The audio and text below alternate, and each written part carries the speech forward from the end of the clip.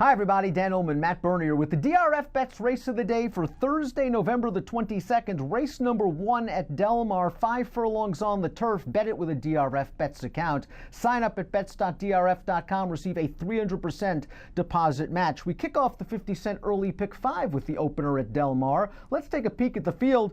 Matt, it looks like there's rain in the forecast, and it's almost like it's a bizarro world that there's rain in the forecast at Del Mar on Thursday. Let's hope this race stays on the turf. The folks can access free formulator past performances on the Race of the Day event page on DRF.com. Let's take the field in post position order. Moon Kitty, the number 1, nice trip and ride last time out, going 5 at Santa Anita. I think a similar situation is here. Certainly, I agree with that. You're going to work out a pretty good trip. I would imagine Evan Roman tries to take up some sort of a pocket trip because I don't think this horse is naturally fast enough to go with a horse like Okinawa or someone else who we'll get into as far as the pace is concerned. But I kind of liked everything about that, and you look and see the form of that race has come back relatively solid thus far. The runner-up came back and earned an 82. The third-place finisher, Typhosha, an 80.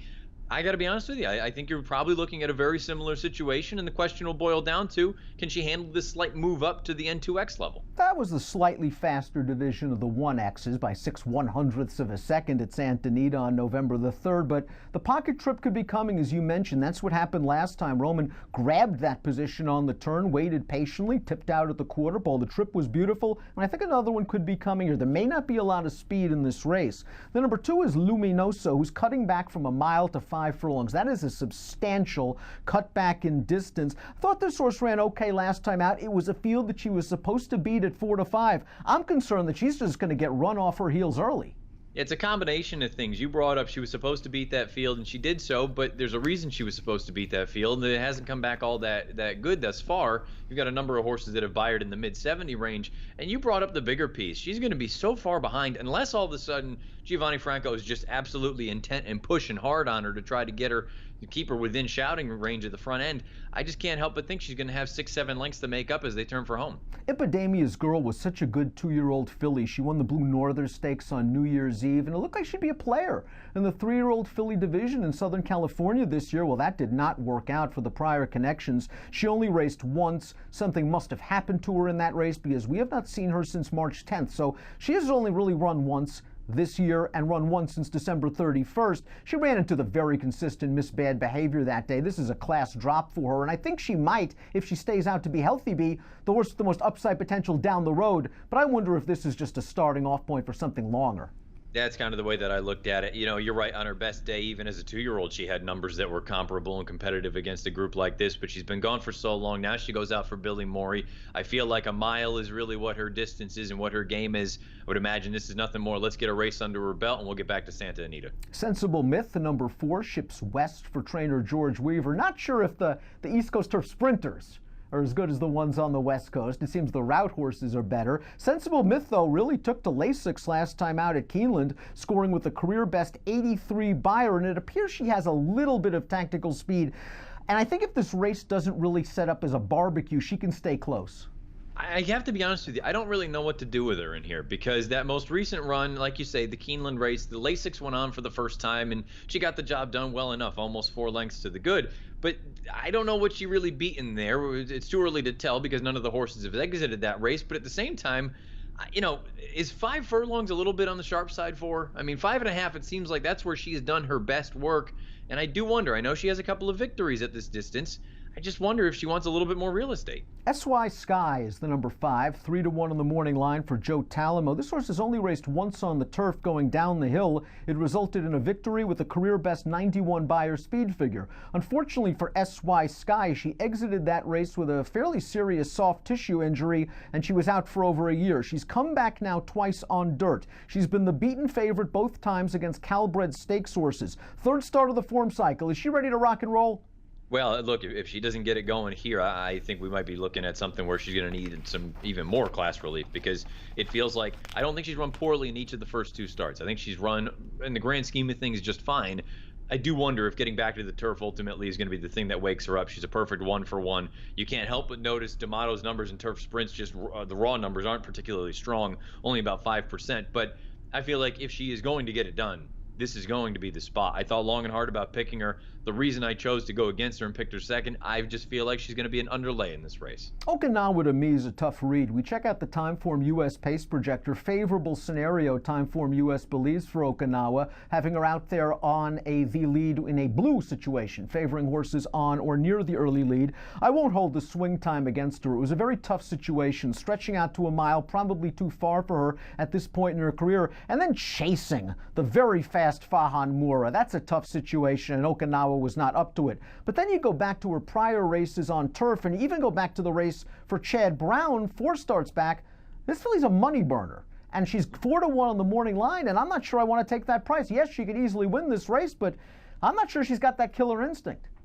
So the real knock that I have with her is that both of the victories came in gate to wire fashion, and I feel like if she does not make the top in here, I don't think she can win. She's that kind of horse that even if she works out a beautiful trip sitting off of a target, she just doesn't want to go by. She wants to go out there and run around with her friends. Well, I suppose the good news is if you like this horse, you take a look at that pace projector. If you think she's going to get out there and just be able to dictate things on her own, then she's very, very interesting. She's just the kind of horse that to me is so volatile, because if she doesn't make the top, I don't like her. And if she makes the top with that pace projector, then I think she's very, very dangerous. To me, she would be one that I'd use defensively in the pick 5, but I don't like her as far as picking her here on top. Moon Kitty won that faster division of N1Xs at Santa Anita on November the 3rd. 9.9, the number 7, won the slightly slower division. You could argue that 9.9, though, is more visually impressive. Well, I think it's also the other piece that I look at the 2 runs for her at 5/8 of a mile on turf. I like that run 3 starts back here at Del Mar against this common level, but also the horses that she ran against that day. Surrender Now came back and was the next out winner with a 93. The runner-up Go On Mary came back and earned a 94, winning her next start.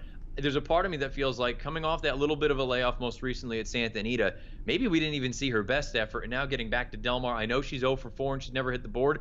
I think there's reason to believe that this 5 furlong distance is kind of what she's wanted all along. Easy Grader returned off a very long layoff to finish behind Moon Kitty last time out. I thought, all things considered, it was a good effort off that long layoff. I think she can move forward here. While she has won at Del Mar in the past at this distance, I kind of interested to see her go down the hill, because going back to her July 4th race off a long layoff, I really liked the way she ran behind Algorithmic, who was just unbeatable at that point in time going down the hill. Easy Grader, I think she'll move forward here, but I'm kind of waiting for the Santa Anita winter meet.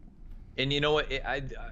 I'll couple that saying the Santa Anita meet. I think that's probably what she wants, at 6.5. But also, I'd be lying if I said I was totally convinced that she can handle this level. I kind of wonder if she is better suited for that N1X level at this point. Again, we'll wait and see. If it doesn't work out here, you've got Santa Anita a few weeks away. The 9 Swirling's last performance is simply confounding to me. Her first 4 starts, all solid, 2 wins, 2 runner-up efforts. Then you see those layoff lines. 1 race layoff, next race layoff, next race layoff. Has it finally caught up to Swirling? I couldn't find an excuse last time. Did you? No, I just kind of feel like it was one of those where she, for one reason or another, didn't fire. Now, that's a major concern, because if you don't have any excuse for it, what the heck happened? And how can you possibly back her on the heels of such a poor effort? If you get back to the run 2 or 4 starts back, the 5/8 race here at Del Mar, she is arguably the horse to beat in here. I also can't help but notice the numbers for Sadler at this meet. They've been a little bit on the cool side.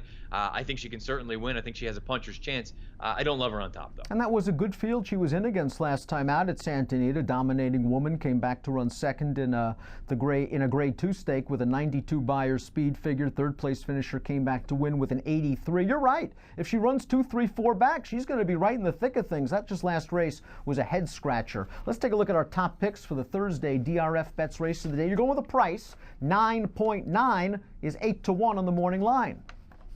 I also like the fact that if that pace projector plays out that way, I think she can get into the run a little bit earlier than maybe we've seen in some of her other races. I think she's going to offer decent value, and she's in good form. You have to respect Moon Kitty. That's the horse that you like. And also, again, if you believe that pace projector, I think you have to at least consider Okinawa, at the very least defensively, because if she's allowed to get out there and dictate things, she might be tough to run down. I went 7-5-1-6. I'm hoping Moon Kitty can work out that trip that the pace projector has. I don't think there is a ton of speed in here. I do wonder if Okinawa's speed even is dulled a bit. Actually, I think SY Sky is going to be hustled out of there by Joe Talamo, perhaps to try to grab the lead. I think Moon Kitty will be in behind. I think she'll be in with a good chance turning into the stretch. I think 8-1 on the morning line is fair for Moon Kitty. But as you said when we were discussing her individually, she's got to prove that she's got to handle this jump up in class. I went 1-5-7 in race number 1 at Del Mar. Now let's just hope it stays on the turf. You can bet this race rain or shine with a DRFBets account. Sign up at bets.drf.com, receive a 300% deposit match. An approximate post time for the opener at beautiful Del Mar on Thursday, 12:30 Pacific. Good luck.